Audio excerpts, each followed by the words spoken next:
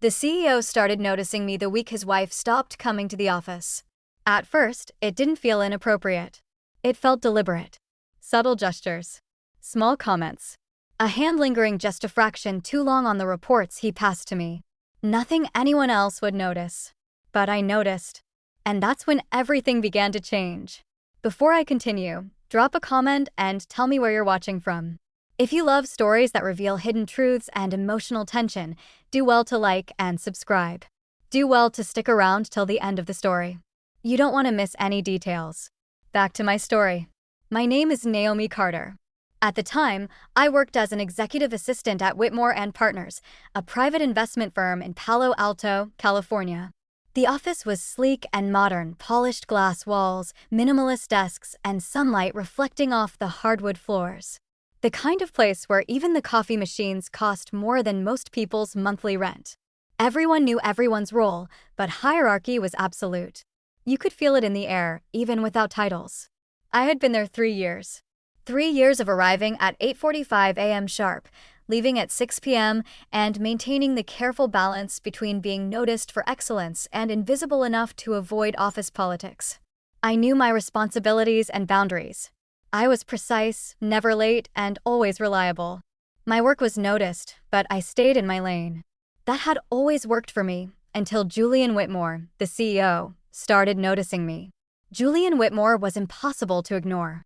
Tall, maybe 6'2", impeccably dressed in custom-tailored suits that probably cost more than I made in a month. Confidence radiated from every movement. His voice was calm, authoritative, and soft enough that when he spoke, people leaned in.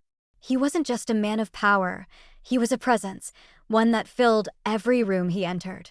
His wife, Elena Whitmore, had been a fixture at the office for the first 2 years I worked there. She was stunning in that effortless way that made other women simultaneously admire and resent her. Dark hair always perfectly styled, designer clothes that looked casual but cost a fortune, and a warmth that made everyone in the office feel special when she remembered their names. Elena would stop by every Wednesday and Friday, usually around lunch. She'd bring Julian homemade meals in elegant containers, kiss him on the cheek, and chat with the staff for exactly 15 minutes before leaving. It was routine, predictable, and somehow reassuring. It made Julian seem more human, more grounded. But 3 weeks ago, Elena stopped coming. Nobody mentioned it at first. In corporate environments, you learn quickly that some questions are safer left unasked. But whispers started circulating by the second week. Trouble at home. Marital issues.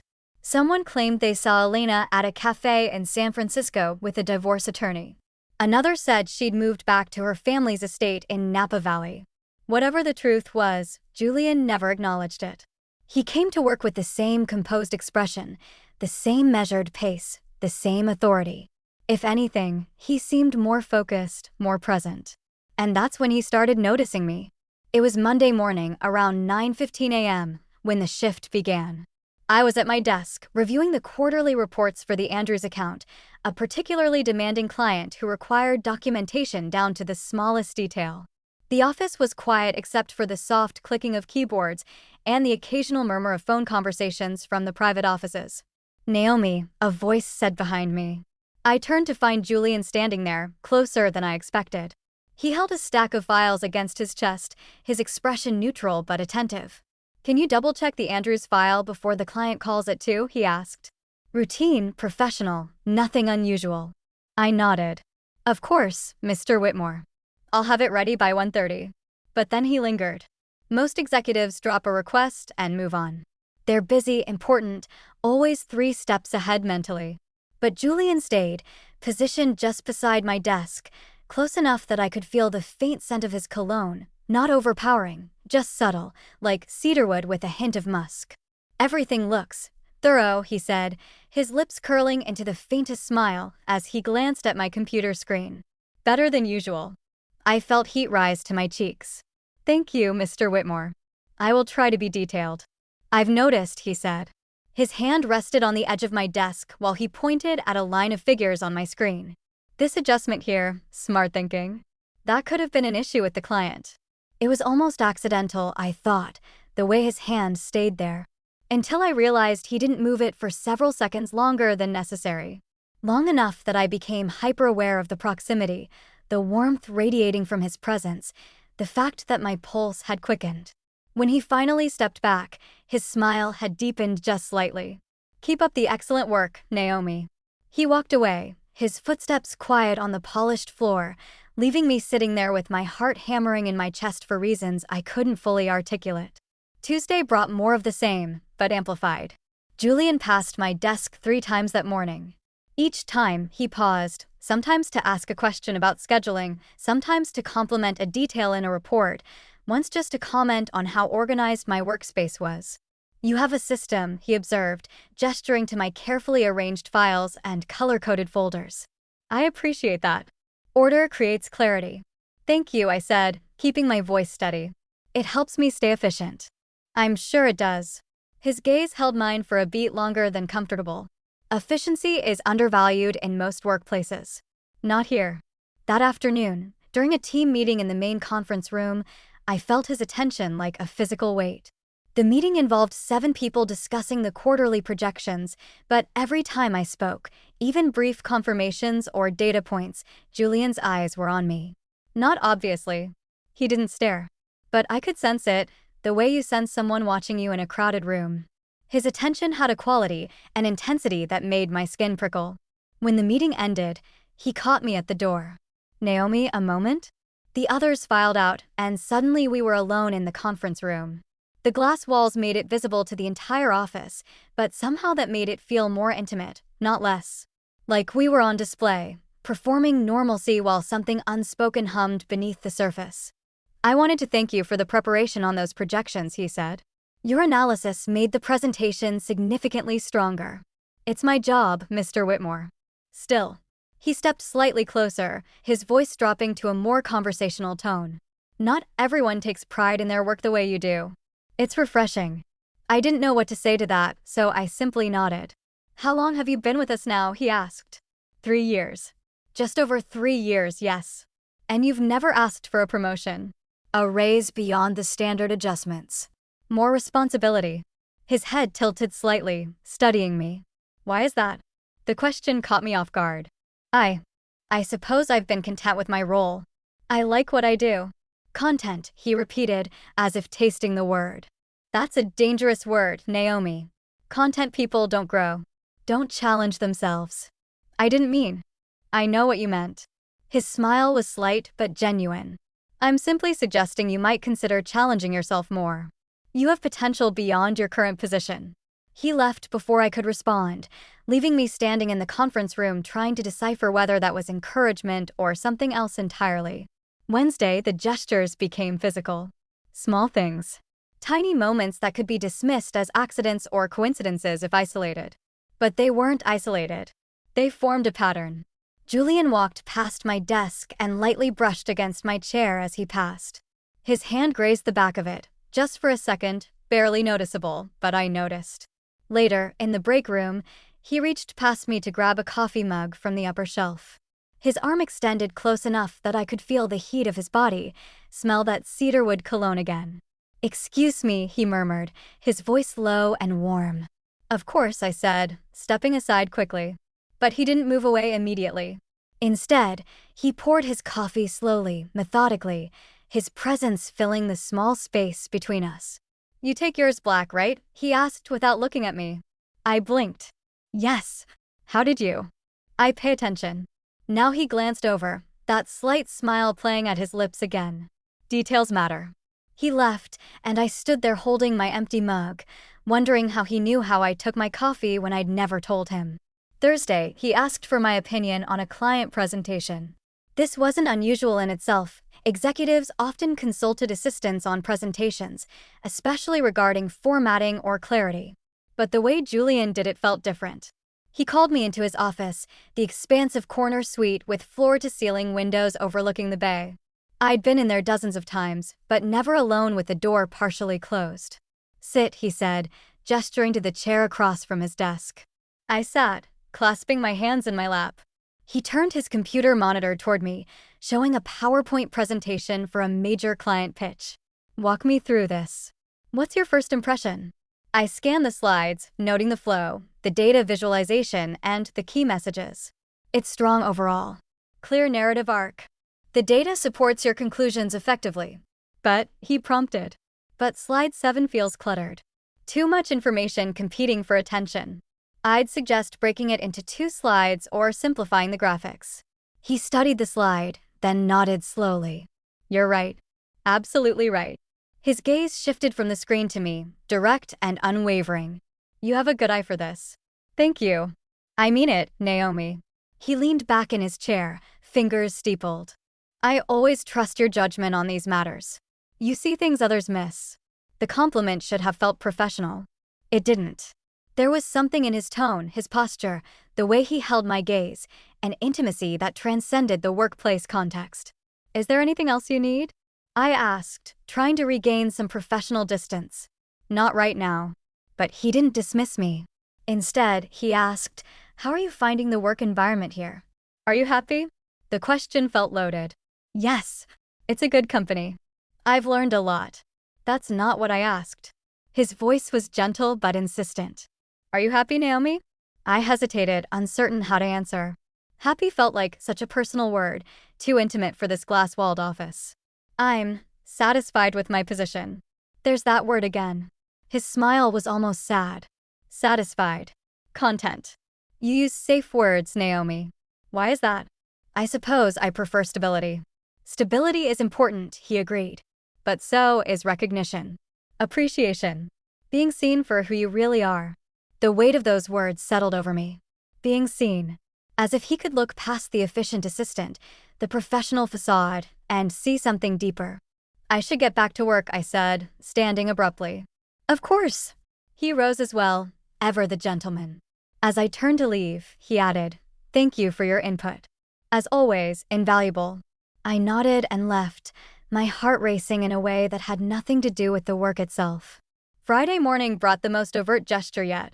I arrived at my desk to find a coffee waiting for me. Not from the communal pot in the break room, but a paper cup from the artisanal cafe 3 blocks away, the expensive one where drinks cost $7. A small note was attached, black, no sugar. Thought you might appreciate a better start to your day. J.W. I stared at the cup for a long moment, my stomach nodding. This crossed a line. Not dramatically, not obviously, but definitively. CEOs didn't buy personal coffee for assistants. They didn't leave handwritten notes. They didn't remember exactly how you took your coffee and surprised you with expensive versions of it. I looked up to find Julian watching me from his office. When our eyes met, he raised his own coffee cup slightly, a toast, an acknowledgement, a connection. I looked away quickly. These weren't obvious flirtations. They weren't harassed. They were something more subtle and perhaps more dangerous, a slow cultivation of attention, intimacy, connection. And I wasn't the only one who noticed. Claire Donovan, the senior secretary who'd been with Whitmore and Partners for 12 years, had been watching. Claire was in her mid-50s, meticulous, protective of the office culture, and sharply observant. Nothing happened in that office without Claire knowing about it. Her eyes followed every interaction between Julian and me. At first, I assumed she was protective, maybe concerned that I was getting in over my head. But soon it felt like she was cataloging evidence, noting the subtleties for herself. Every glance, every pause, every small smile, she observed. On Friday afternoon, she stopped by my desk. Naomi, she said quietly, her voice neutral. A word. We stepped into one of the small conference rooms. Claire closed the door with deliberate care.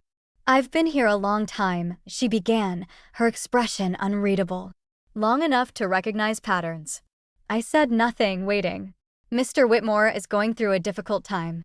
His personal life is complicated right now.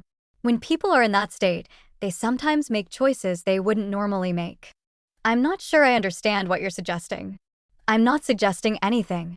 Her tone was firm but not unkind. I'm simply observing. And I'm reminding you that this office has rules, spoken and unspoken. Boundaries exist for everyone's protection. I haven't done anything inappropriate, I said, defensive despite myself. I didn't say you had. She paused, choosing her words carefully. But attention from powerful people can be intoxicating. It can make you feel special, chosen. It can blur lines you thought were clear. I'm aware of the boundaries, Claire. Good. She studied me for a moment longer. Just remember, in these situations, it's rarely the person with power who pays the price. It's the one without it. She left, and I sat there feeling exposed, scrutinized, judged for something I hadn't even done. But her words burrowed into my mind. It's rarely the person with power who pays the price. The following Monday changed everything. I arrived at 8:45 a.m. as usual. The office was quiet, most people not yet at their desks. I went through my morning routine, computer on, check emails, review the day's schedule, organize priority tasks. At 9 a.m., Julian appeared. He was carrying a tray, the kind from the upscale cafe downtown that served organic breakfast items and fresh-pressed juices. The tray held a bagel on a porcelain plate, a small container of fruit, and a steaming mug of coffee. "Good morning, Naomi," he said warmly. "Good morning, Mr. Whitmore." He set the tray on my desk with careful precision. "I thought you might appreciate a proper breakfast. You work through lunch most days, I've noticed. You should at least start the day with something substantial." I stared at the tray, my throat tight. "That's very thoughtful. But you didn't have to. I wanted to." His smile was genuine, almost boyish. "You like cinnamon bagels, right?" My stomach dropped. "Yes. How did you?" "I pay attention," he said again, echoing his words from the previous week. "And I appreciate the people who make this company run smoothly. That includes you, Naomi." He stood there, clearly expecting me to accept the gesture, to smile and thank him and eat the bagel while he watched with that satisfied expression. But something in my gut twisted hard. This wasn't kindness. This was a test. The breakfast wasn't about nourishment. It was about compliance, about seeing if I would accept increasingly personal gestures, about normalizing a level of attention that had no place in a professional environment. "Thank you," I managed, my voice strained. "That's very kind." "Enjoy," he said, and finally walked away to his office. I sat frozen, staring at the cinnamon bagel. The office began filling with people. Phones rang. Conversations started. The normal rhythm of a Monday morning. But all I could focus on was the breakfast sitting on my desk like a grenade. If I ate it, I accepted. I validated the attention, the boundary crossing, the slow erosion of professional distance. If I didn't eat it, I rejected not just the food, but everything it represented. And in an office where power dynamics were absolute, rejection had consequences. I glanced across the open floor plan to where Claire sat at her desk. She was already watching me, her expression unreadable. Then I looked at Julian's office.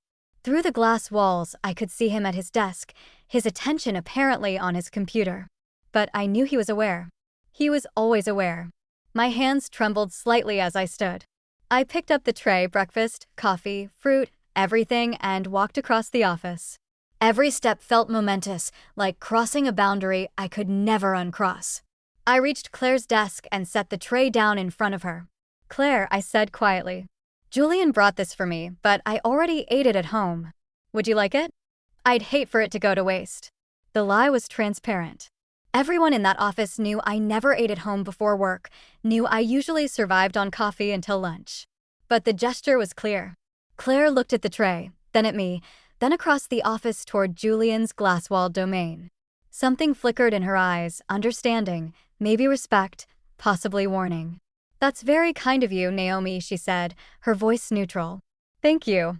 I walked back to my desk, my heart pounding so hard I thought everyone could hear it. And then I felt it, Julian's attention.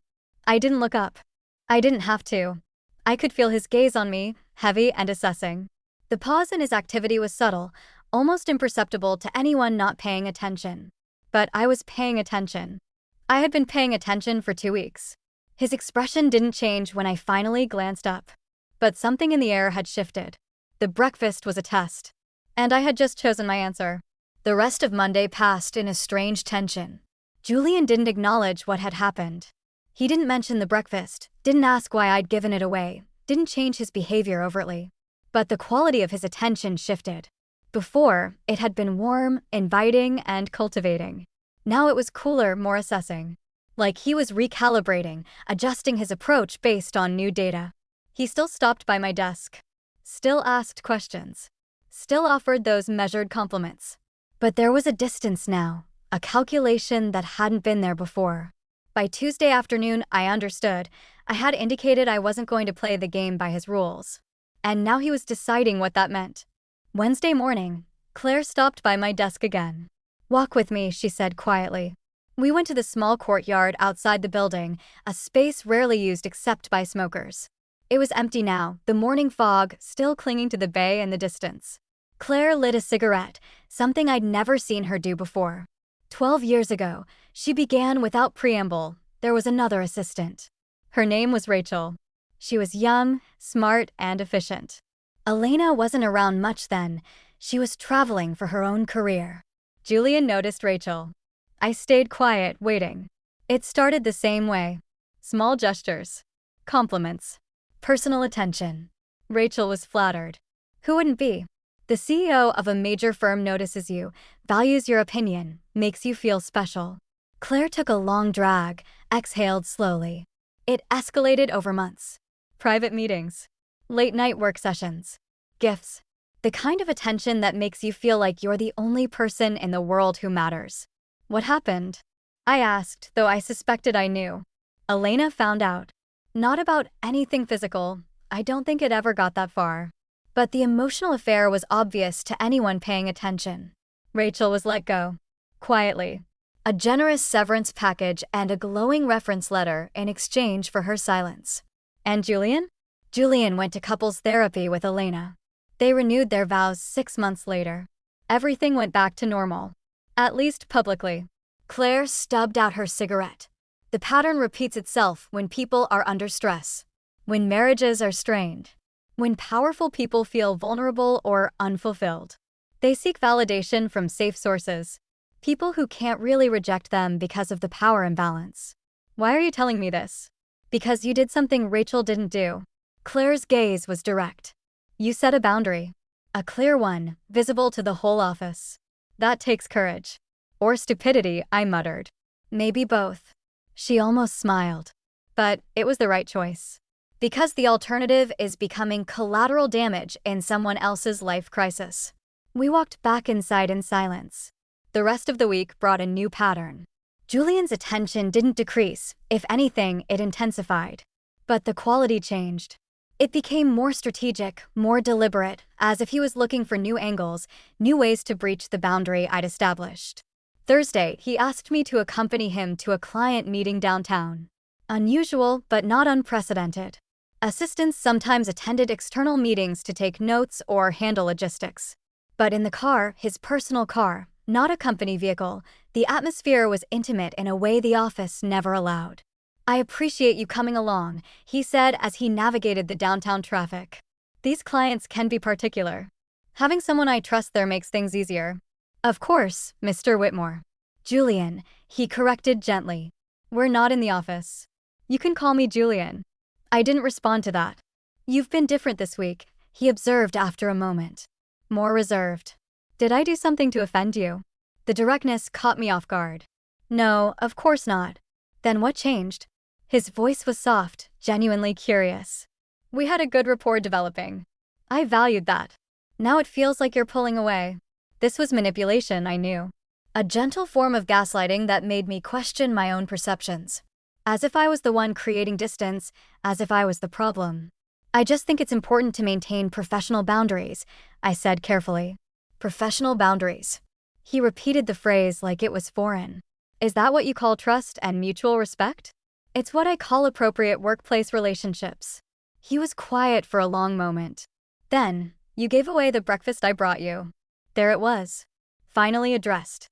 I'd already eaten, I said, the lie sitting uncomfortably on my tongue. Naomi. His voice was patient, almost paternal. I'm not upset.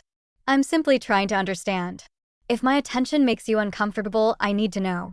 The last thing I want is to create a hostile work environment. The phrase was deliberate. Hostile work environment.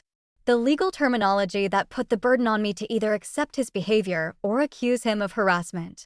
I don't feel harassed, I said quickly, even though part of me screamed that this was exactly what harassment looked like in its subtlest form. Good. I'm glad. He smiled, the tension breaking. I just want us to have a good working relationship. one built on mutual respect and appreciation. The meeting itself was uneventful. I took notes, handled logistics, and remained professional. On the drive back, Julian was quieter, more contemplative. But I felt the weight of the conversation lingering.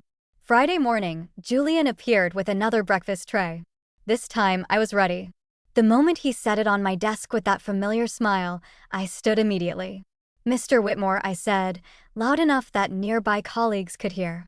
"Thank you so much for thinking of me, but I actually brought my own breakfast today. However, I know Claire mentioned she's been swamped with work and skipping meals. Would you mind if I pass this along to her? I'd hate to see such a thoughtful gesture go to waste." His expression froze for a fraction of a second.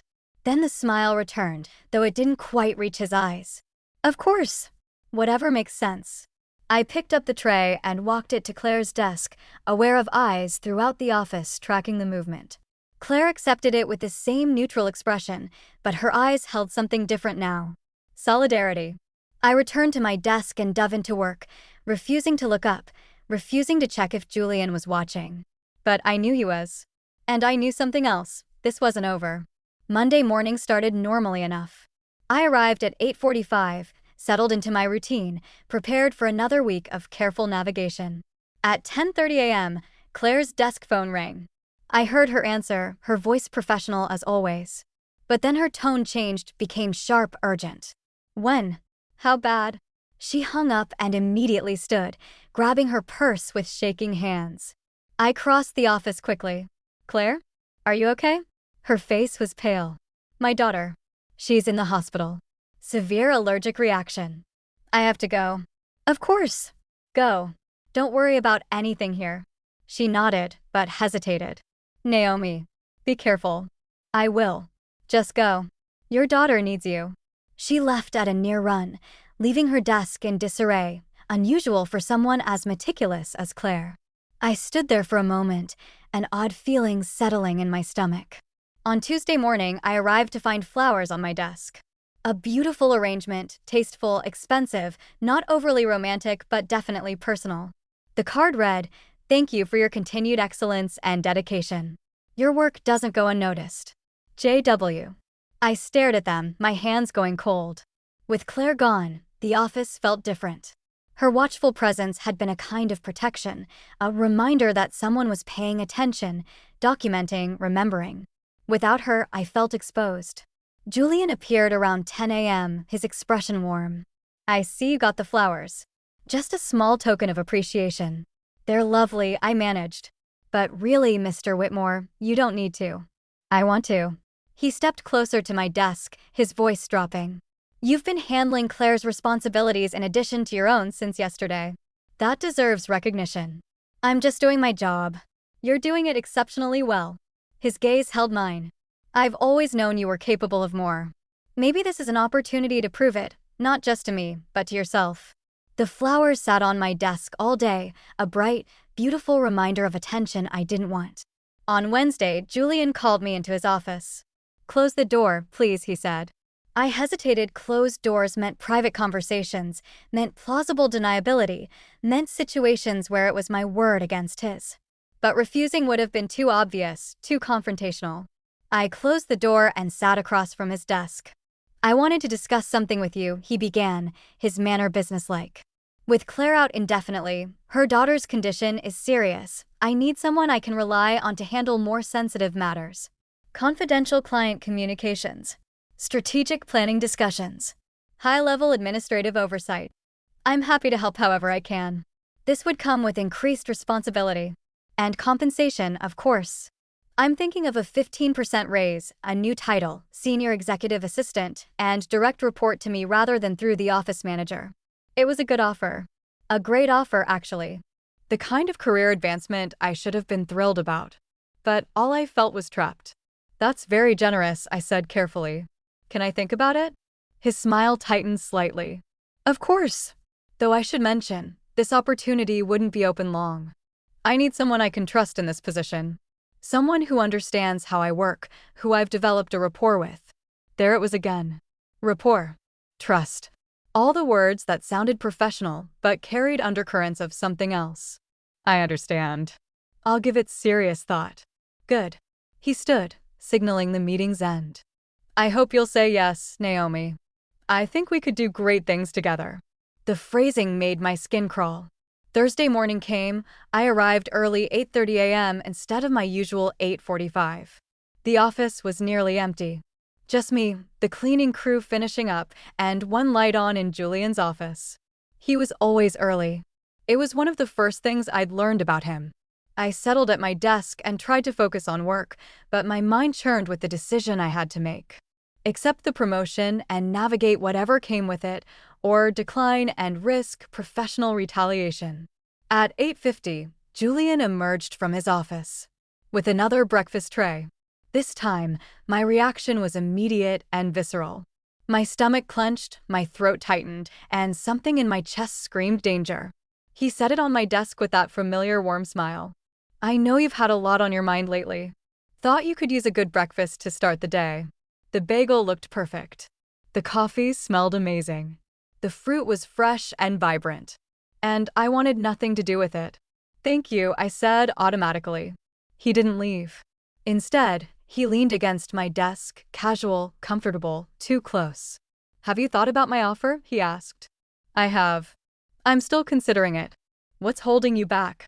His tone was gentle, curious. Is it the responsibility? The change? Or something else? I just want to make sure it's the right fit. Naomi. He said my name like it was something precious. I wouldn't have made the offer if I didn't think you were perfect for it. You're intelligent, capable, and you have qualities that are rare in this industry. What qualities? I asked before I could stop myself. Integrity. Thoughtfulness. The ability to see through surface situations to underlying truths. He paused. You're not like most people here. You're not motivated by ego or ambition. You're genuine. It was a good answer. A flattering answer. The kind of thing designed to make me feel special, chosen, understood. But all I felt was exhaustion. I appreciate that, I said.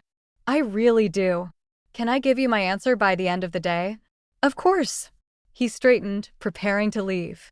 Then, almost as an afterthought, you should eat breakfast, though. You look tired. You need to take care of yourself. After he left, I sat staring at the bagel. Something was wrong. The feeling was instinctive, primal, the same feeling that had made me give away the first 2 breakfasts. But this time, it was stronger. I looked around the office. Still nearly empty. No witnesses. No Claire to observe and document. An idea formed, terrible, paranoid, probably crazy. But I couldn't shake it. I took the coffee, walked to the break room, and poured it down the sink. Then I wrapped the bagel in napkins, put it in a plastic bag, and shoved it deep into my purse. When I returned to my desk, I opened a protein bar from my drawer and ate that instead, disposing of the wrapper conspicuously in the desk trash. If Julian was watching, he'd see me eating something. He just wouldn't know it wasn't his breakfast. At lunch, I did something I'd never done before. I left the building and went to the pharmacy 3 blocks away. I bought an at-home drug test kit, the kind worried parents use to test their kids. In the pharmacy bathroom, I unwrapped the bagel and broke off a small piece. Following the kit's instructions as best I could with food instead of the intended substance, I ran the test. I waited, my hands trembling as I held the small test strip. The result came back positive. Benzodiazepines. A class of sedatives that included drugs like Valium, Xanax, Rohypnol. I stared at the strip, my vision blurring. Then I vomited into the toilet, my body rejecting not just my lunch, but the reality of what I discovered. Julian Whitmore, CEO, respected businessman, married man going through a difficult time, had drugged my breakfast. Not once. 3 times. And the first 2 times, Claire had eaten it instead. I called Claire from the pharmacy bathroom, my voice shaking so badly I could barely speak. Claire. It's Naomi. I need to know something.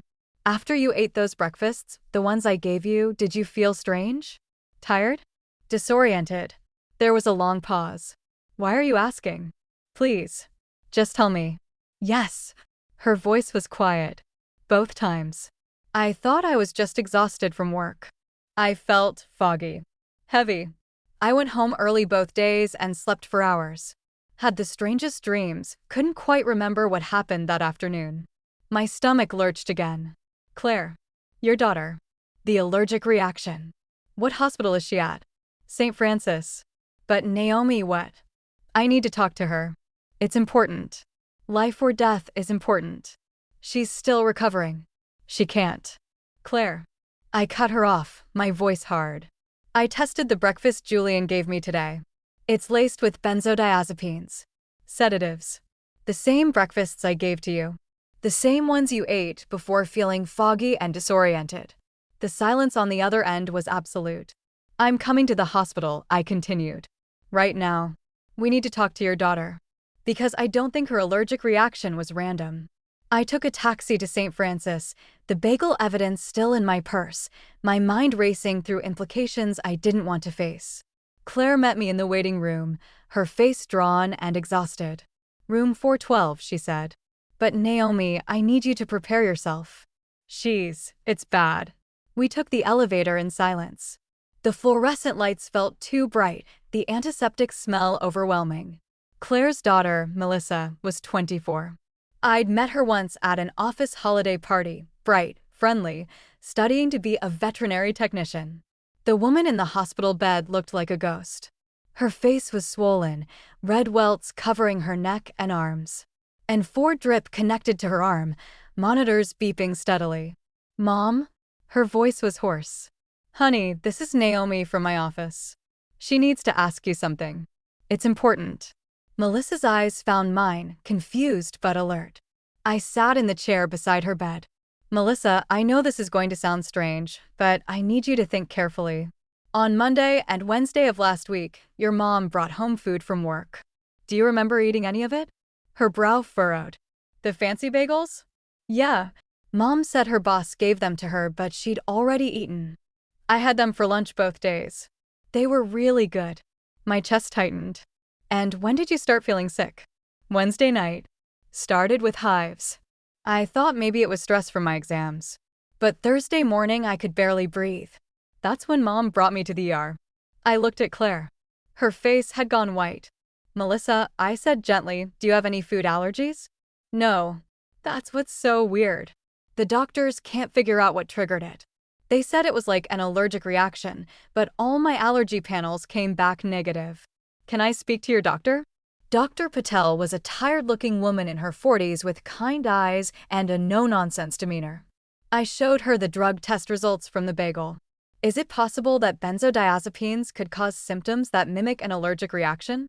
She studied the test strip, then looked at me sharply. Where did you get this? From food that was given to me at work. Food that Melissa ate instead. Dr. Patel's expression shifted. Benzodiazepines alone wouldn't typically cause this severe reaction. But if they were combined with certain other substances. She paused. We need to run additional tests. If someone deliberately poisoned this food, we're talking about a criminal matter.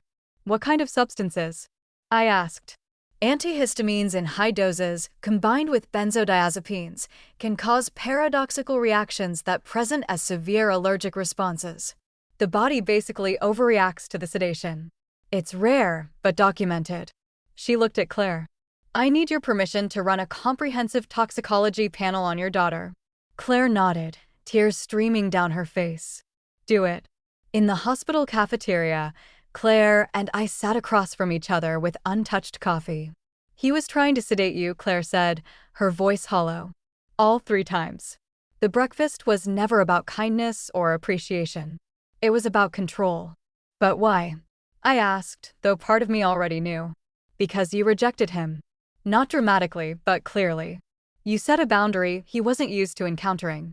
She wrapped her hands around her coffee cup. Men like Julian don't handle rejection well. Especially not from people they see as beneath them in the power structure. What do you think he was planning to do? Claire's eyes met mine, dark and knowing. I've been thinking about that. About the timing, the escalation. He offered you a promotion. A position that would require you to work late hours, attend off-site meetings, have private conversations in his office with the door closed. Creating opportunities, I said slowly. Exactly. And if you were sedated during those opportunities. She didn't finish the sentence. She didn't need to. He did this before, I said. Rachel. You said he had an emotional affair with her. But what if it was more than that? What if she didn't leave voluntarily? Claire's silence was answered enough. I need to find her, I said. I need to know what really happened.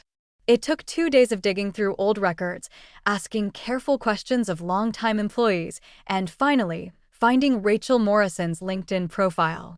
She lived in Seattle now and worked for a small consulting firm. Her profile picture showed a reserved-looking woman in her early 30s with tired eyes. I sent her a message. My name is Naomi Carter. I work at Whitmore and Partners. I need to talk to you about Julian Whitmore. It's urgent. Please.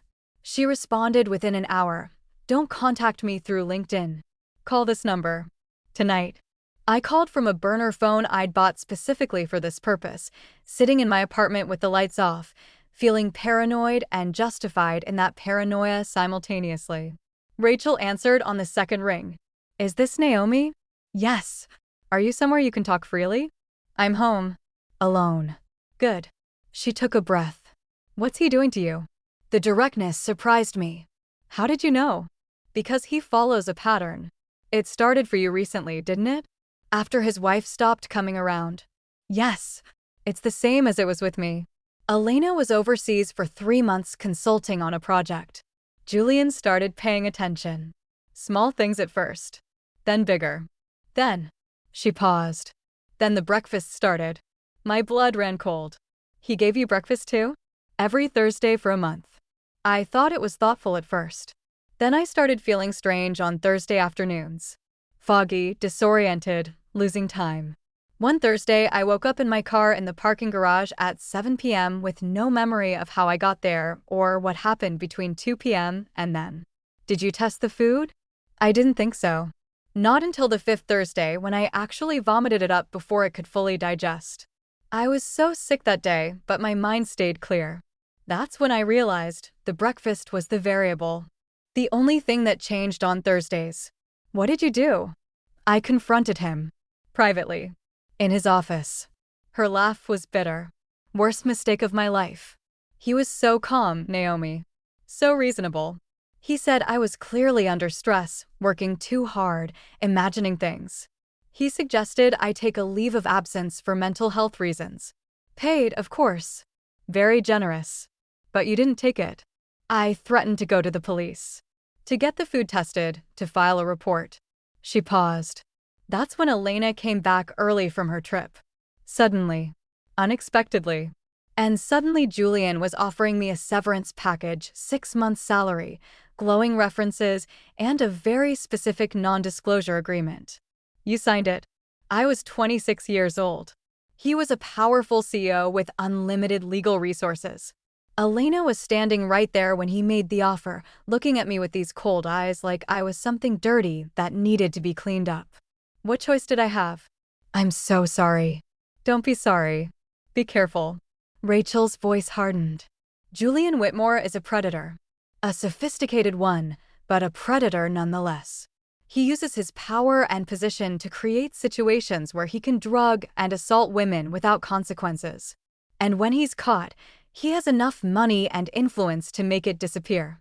His wife knows. Elena knows. She's known for years. But divorce would cost her half of everything, would damage her social standing, and would admit that she chose wrong.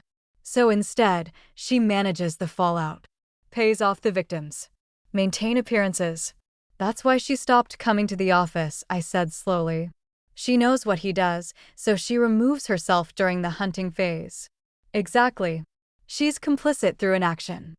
I sat in the darkness of my apartment for a long time after hanging up with Rachel. I had evidence. The drugged bagel, the test results, Melissa's hospitalization, Rachel's testimony. But I also had reality. Julian's power, his legal team, his wife's money and influence, the NDA Rachel had signed that prevented her from speaking publicly. Going to the police meant opening myself up to a legal battle I couldn't afford. Going public meant risking my career, my reputation, my future. But doing nothing meant he would do this again. To another young assistant, another vulnerable woman caught in his web of power and manipulation. I thought about Claire, who'd eaten the drugged food meant for me and never knew. I thought about Melissa, lying in a hospital bed because she'd eaten lunch her mother brought home. I thought about Rachel, living in Seattle with trauma she could never speak about publicly. And I made my decision. Monday morning, I arrived at the office early. 8:30 a.m., same as the previous Thursday. Julian's light was already on. I wore a dress with pockets, specifically because I needed to carry the small recording device I'd purchased over the weekend. California was a two-party consent state for recordings, which meant anything I recorded without his permission wouldn't be admissible in court. But it could be admissible in the court of public opinion. At 8:50, Julian emerged with another breakfast tray. I felt my heart rate spike, but kept my expression neutral, even grateful. "Good morning, Mr. Whitmore." "Good morning, Naomi." He set the tray on my desk. "I noticed you seemed stressed last week. Thought you could use a good breakfast to start the week right." "That's very thoughtful." "Thank you." He smiled, that warm, genuine-seeming smile that had once made me feel valued. Now it just made my skin crawl. "Have you thought any more about the promotion?" "I have. And I'd like to accept. I think it's a great opportunity." His smile widened. "Excellent. I'm glad to hear it. We can discuss the details this afternoon. Maybe over dinner? There's a wonderful restaurant downtown."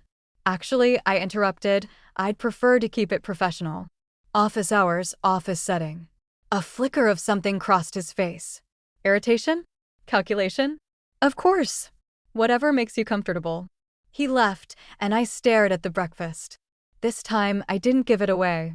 I carefully photographed the breakfast from multiple angles. Then I took the bagel, broke it into pieces, and placed samples in 3 separate sealed bags, labeling each with the date, time, and source. I poured the coffee into a sealed container. Then I went to the break room and made myself real coffee and grabbed a granola bar from the vending machine, disposing of the wrappers visibly at my desk. At 10 a.m., I left the office claiming a doctor's appointment. I went directly to the police station. Detective Sarah Chin was a woman in her late 30s with sharp eyes and a skeptical expression that softened slightly as I told my story. I showed her everything: the test results, the photographed breakfast, the sealed samples, Melissa's hospital records, which Claire had authorized me to share, Rachel's contact information. "This is concerning," she said carefully. "But I need to be honest with you about what we're facing.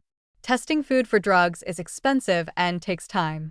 Even if the food tests positive, proving intent is difficult."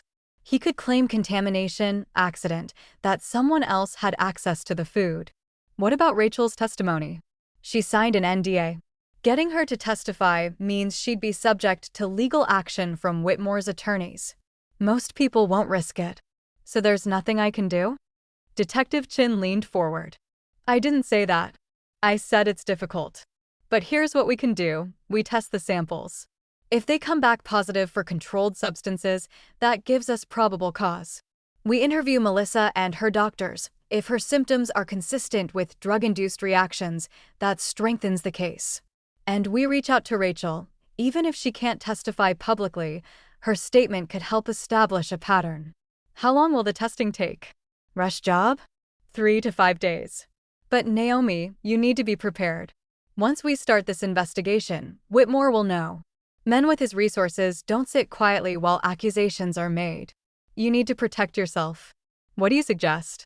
"Document everything. Every interaction, every email, every conversation.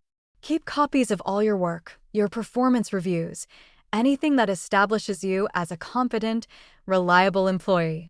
Because he's going to come after your credibility." The next 3 days were the longest of my life. I went to work. I did my job, maintained professionalism. Julian seemed pleased that I'd accepted the promotion. He scheduled a meeting for Thursday afternoon to discuss terms. I smiled and nodded and felt my stomach churn with every interaction. Claire knew something was happening, but I couldn't tell her details. Not yet. Not until I knew the test results. On Wednesday afternoon, Detective Chin called. The samples tested positive for flunitrazepam. My blood ran cold. "What's that?" "Rohypnol, commonly known as a date rape drug. Powerful sedative that causes amnesia and incapacitation. Illegal in the United States for prescription use." "So he was planning to sexually assault you, yes?" The dose in the bagel was significant, enough to incapacitate an average-sized woman for several hours. I sat down hard, my legs suddenly unable to support my weight. "We have enough for a warrant," Detective Chin continued.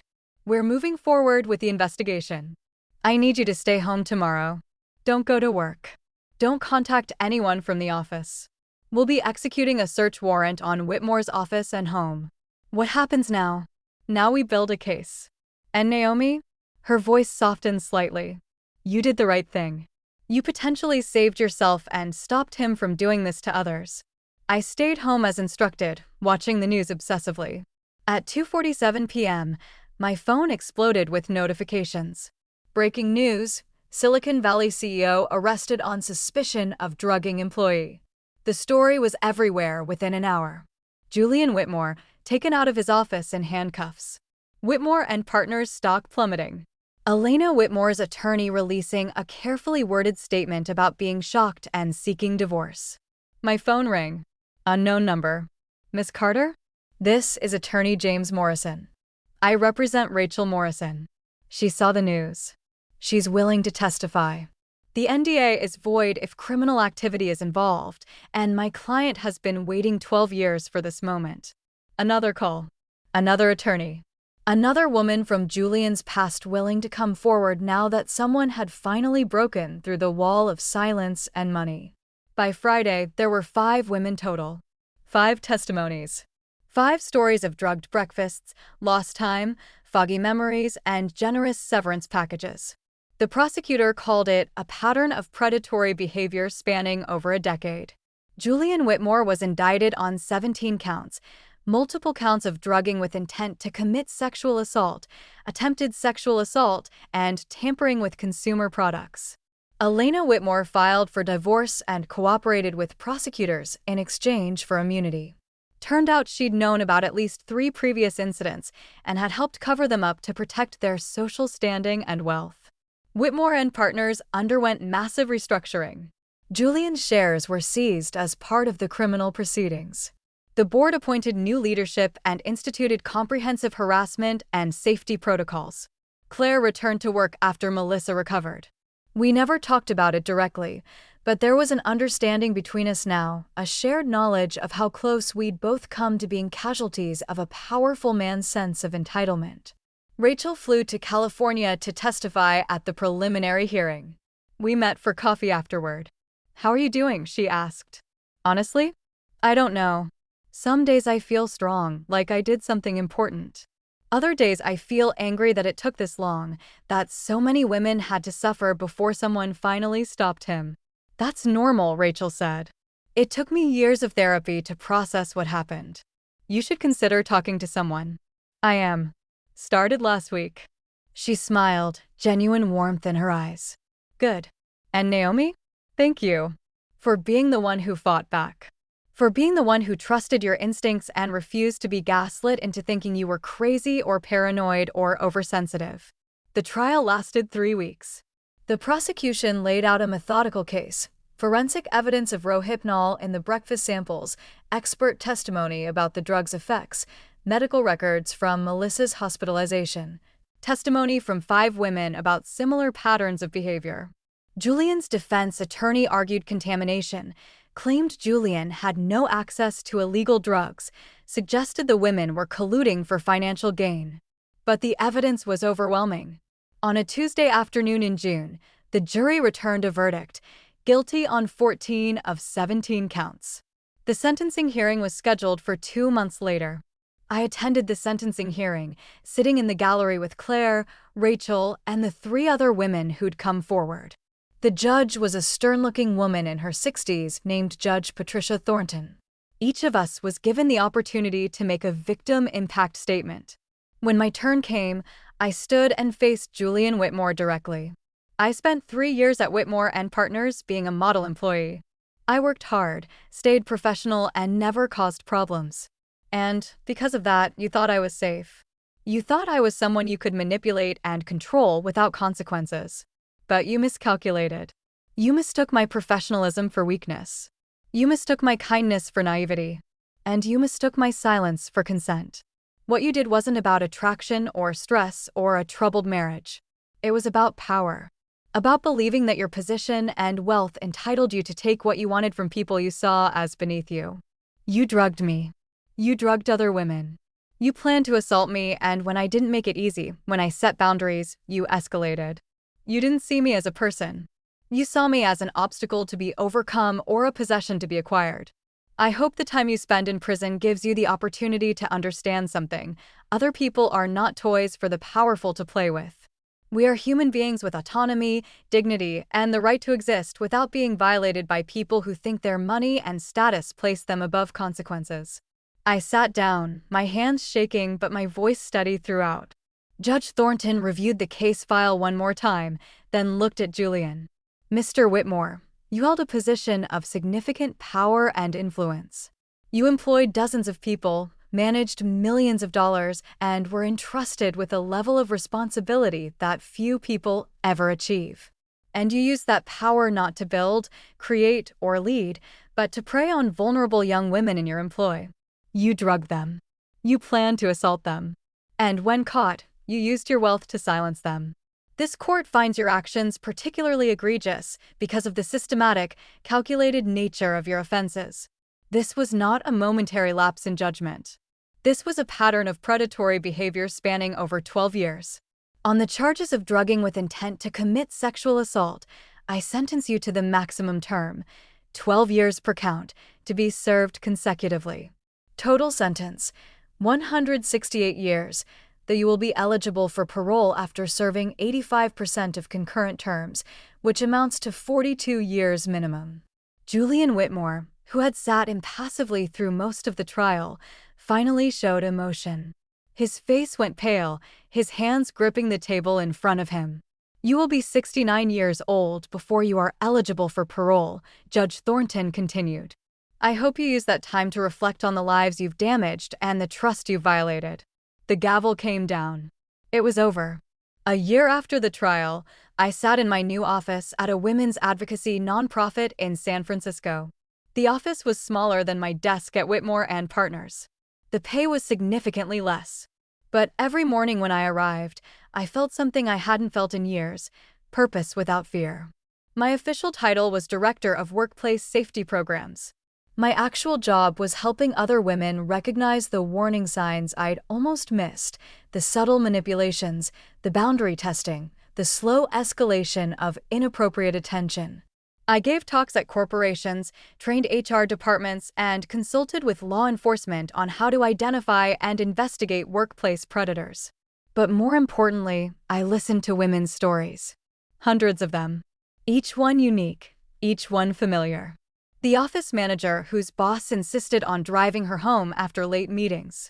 The junior associate whose senior partner kept finding excuses to touch her shoulder, her back, her hand. The executive assistant whose CEO brought her increasingly personal gifts and made comments about how much he appreciated her. Every story began the same way. I thought I was overreacting. I thought maybe I was imagining things. I didn't want to cause problems. And every time I told them the same thing: trust your instincts. They exist for a reason. Claire had retired from Whitmore and Partners 6 months after the trial. The company offered her a generous package, part retirement benefits, part settlement for what Melissa had endured. She used the money to open a small bookstore in her neighborhood, a dream she'd had for decades but never pursued. We met for coffee once a month, always at the same cafe near her shop. "How's Melissa?" I asked during one of our meetings. "Good. Really good, actually. She finished her veterinary technician program. She's working at an animal hospital in Oakland now." Claire smiled. "She says animals are easier to deal with than people." I can't argue with that logic. "And how are you?" Claire's expression grew more somber. "Some days are better than others. I think about how I ate that food, how I gave it to my daughter, how close we both came to." She trailed off. "But then I remember that you trusted your instincts. You didn't just save yourself. You saved me, Melissa, and who knows how many others." "I almost didn't," I admitted. "I almost convinced myself I was being paranoid, that I was overthinking things. But you didn't. That's what matters." Rachel and I stayed in touch after the trial. She'd become something of a mentor to me, someone who understood the complex emotions that came with exposing a powerful predator. During one of our phone conversations, she shared something that stayed with me. For 12 years, I blamed myself, she said. I thought if I'd been smarter, stronger, more careful, I could have stopped it. I carried that weight every single day. But it wasn't your fault. I know that intellectually. But knowing something and feeling it are different things. The trial helped, though. Seeing him in handcuffs, hearing the judge call his actions what they really were, predatory, calculated, criminal, it validated everything I'd experienced. It wasn't my imagination. It wasn't my fault. It was him. How do you feel now? Lighter, she said after a moment. Not healed, exactly. I don't know if I'll ever be fully healed. But lighter. Like I can breathe properly for the first time in over a decade. The 3 other women who came forward during the trial had varied outcomes. Jennifer, who'd been drugged in 2015, used her settlement money to go back to school. She became a criminal justice attorney specializing in sexual assault cases. Amanda, from 2017, struggled more. The trial had reopened trauma she'd tried to bury. She moved to another state for a fresh start and asked not to stay in contact. I respected that. Lisa, the most recent victim before me from 2023, became an advocate alongside me. We often gave talks together about recognizing predatory behavior in professional settings. People think sexual harassment looks like crude comments or obvious groping, Lisa said during one of our presentations. They don't realize how often it looks like special attention, thoughtful gifts, mentorship opportunities. It hides behind professionalism and power dynamics. That's what makes it so insidious, I added. And so hard for victims to recognize and report. The Whitmore case, as it became known in legal circles, set several important precedents. First, it established that systematic drugging of employees constituted workplace harassment under Title VII of the Civil Rights Act, opening up civil remedies beyond criminal prosecution. Second, it led to the Whitmore Clause in many corporate policies, specific language about gifts, personal attention, and boundary violations from supervisors to subordinates. Third, it sparked a broader conversation about how predators use positions of power to create situations where assault becomes possible, and how organizations can implement systems to prevent and detect such behavior. Several major corporations overhauled their harassment training programs, moving away from generic, don't make sexual comments, modules to more sophisticated training about power dynamics, boundary violations, and bystander intervention. But perhaps most importantly, it gave other women permission to trust their instincts. The number of workplace harassment reports increased by 37% in the year following the trial. Not because harassment increased, but because victims finally felt empowered to report what they'd been experiencing. Elena Whitmore's story was perhaps the most complicated. The divorce was finalized 8 months after the trial. She received a significant portion of the marital assets, but her reputation was permanently damaged. The revelation that she'd known about at least 3 previous incidents and had helped cover them up made her complicit in the eyes of public opinion. Her social circle, the charity boards, country club memberships, elite networking groups, quietly distanced themselves. She released a public statement through her attorney. I deeply regret my failure to act on information that could have prevented further harm. I allowed fear of financial loss and social embarrassment to override my moral obligation to protect vulnerable women. I will live with that guilt for the rest of my life. Some people accepted her apology. Most didn't. She moved to Europe, Switzerland, according to reports, where she lived quietly on her settlement money, no longer the elegant socialite who'd once graced San Francisco society pages. Part of me felt sympathy for her. She'd been trapped in a marriage with a predator, making impossible choices between self-preservation and moral responsibility. But a larger part of me remembered Melissa in that hospital bed, remembered Rachel's 12 years of silence, remembered all the women whose suffering could have been prevented if Elena had spoken up the first time. Whitmore and Partners underwent massive restructuring after Julian's conviction. The board brought in a new CEO, notably, a woman named Dr. Patricia Okonkwo, who'd built her reputation on corporate ethics and transparency. One of her first acts was commissioning an independent investigation into the company culture that had allowed Julian's behavior to continue for so long.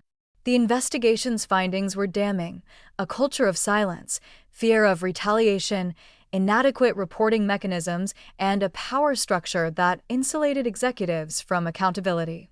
Dr. Okonkwo implemented sweeping changes. Anonymous reporting hotlines managed by third-party investigators. Mandatory training on power dynamics and consent. Clear policies about gift-giving, personal attention, and boundary violations. Regular climate surveys to identify potential issues before they escalated. Zero-tolerance policies with teeth. Investigations were conducted promptly and fairly, and violators were terminated regardless of the position.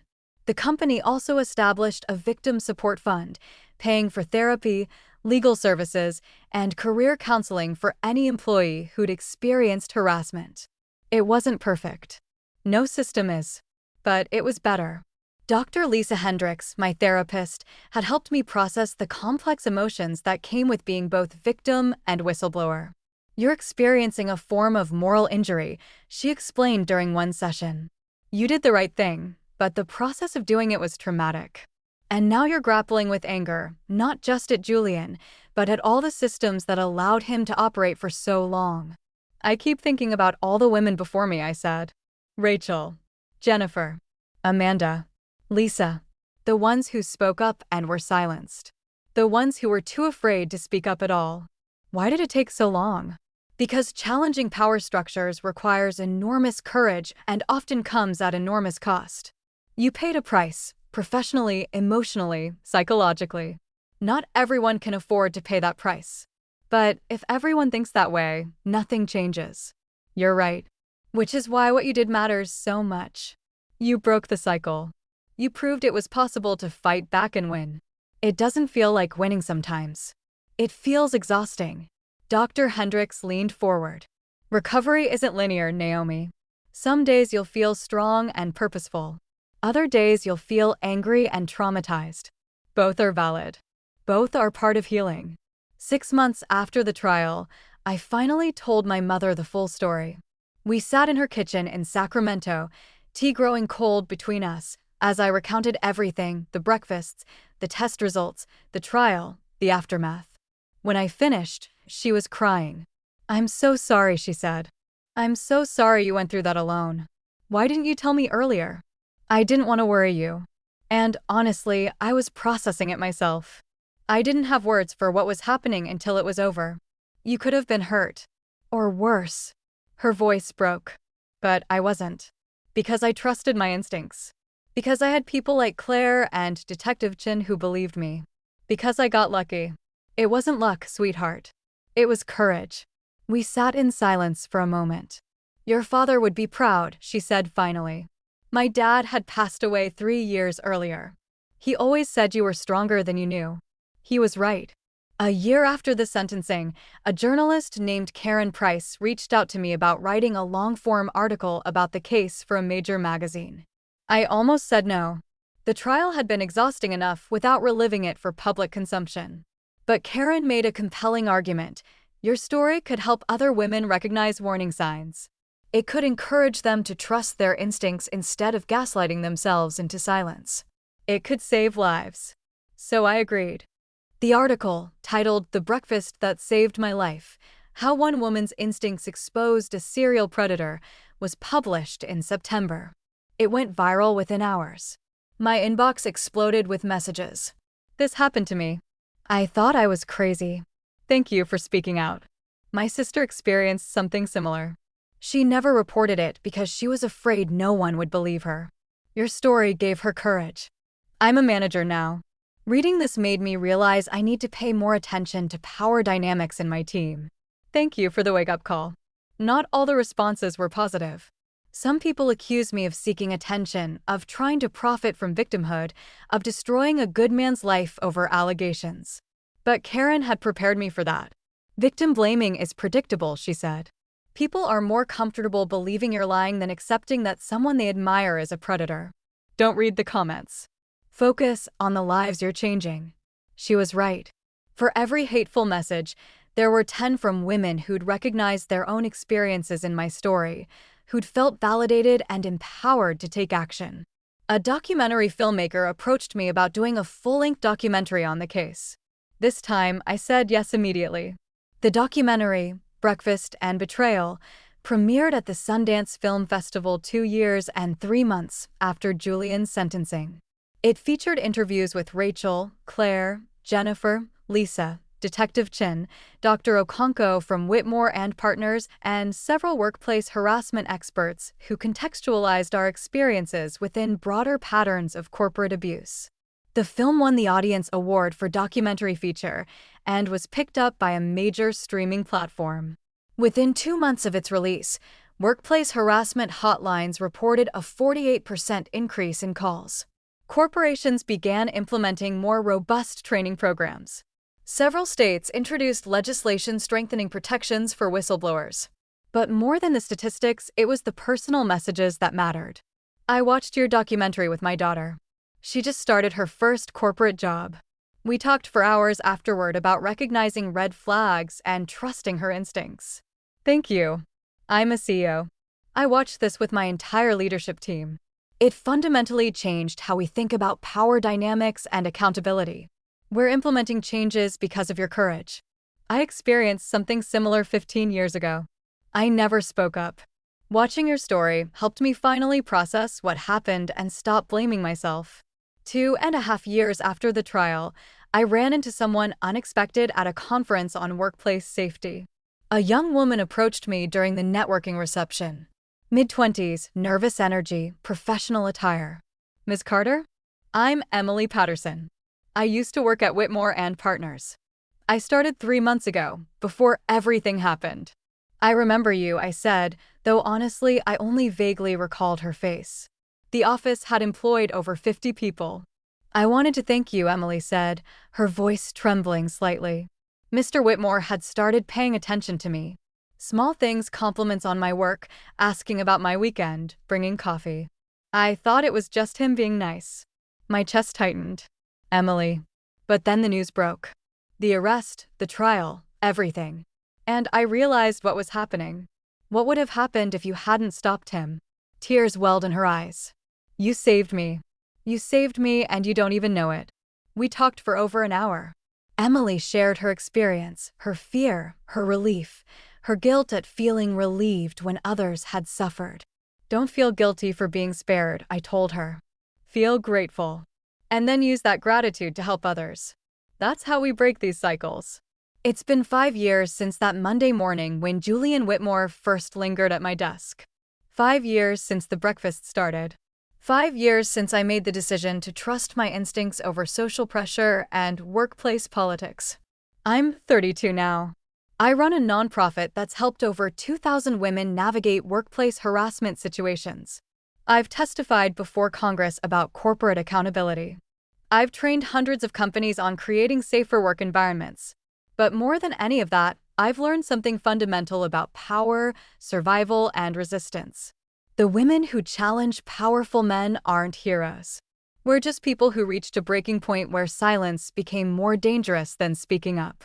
We're people who got lucky to have evidence, lucky to have allies, lucky to have the resources to fight back, lucky to survive long enough to tell our stories. And we're people who understand that the fight isn't over when one predator goes to prison. The fight is systemic, cultural, ongoing. Because for every Julian Whitmore who gets caught, there are dozens who don't. For every woman who speaks up, there are hundreds who can't afford to. But each time someone trusts their instincts, sets a boundary, refuses to be gaslit into silence, that's a victory. Each time a bystander intervenes, a colleague believes, a company implements real protections, that's progress. It's slow. It's incremental. It's frustrating. But it's happening.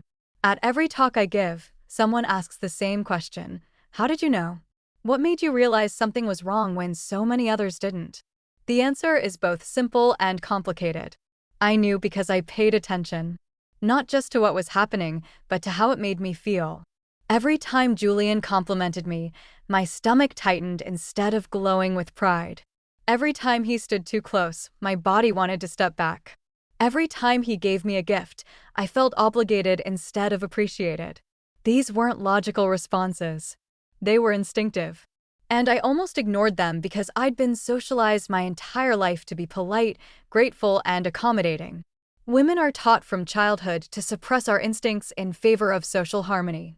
Don't be rude. Don't be difficult. Don't make a scene. Give him a chance. Maybe you're overreacting, but our instincts exist for a reason. There are millions of years of evolution telling us something is wrong, something is dangerous, something requires our attention. The moment I stopped questioning my instincts and started trusting them was the moment I saved my own life. People often focus on the drugged breakfast as the dramatic turning point of the story. But the real turning point was the first breakfast, the one I gave to Claire. That was when I set a boundary. That was when I said, without words, I see what you're doing and I'm not participating. Everything that followed, the investigation, the arrest, the trial, happened because I trusted that initial instinct to reject a seemingly kind gesture that felt wrong. The breakfast was never about food. It was about power, control, and testing boundaries. Julian was seeing how much I would accept, how far he could push, how willing I was to ignore my instincts in favor of professional courtesy. And when I gave away that first breakfast, I answered his test with a clear message. I'm not the one. If you're reading this, if you're watching this, if you're experiencing something similar, please hear me. Trust your instincts. That uncomfortable feeling when someone stands too close, compliments you too personally, gives you gifts that feel inappropriate, that feeling is valid. It's information. Pay attention to it. Document everything. Dates, times, witnesses, exact words. Keep records that aren't stored on company devices. You may never need them, but if you do, they're invaluable. Find allies. Claire saved me by simply witnessing and documenting what was happening. You don't have to fight alone. Know your rights.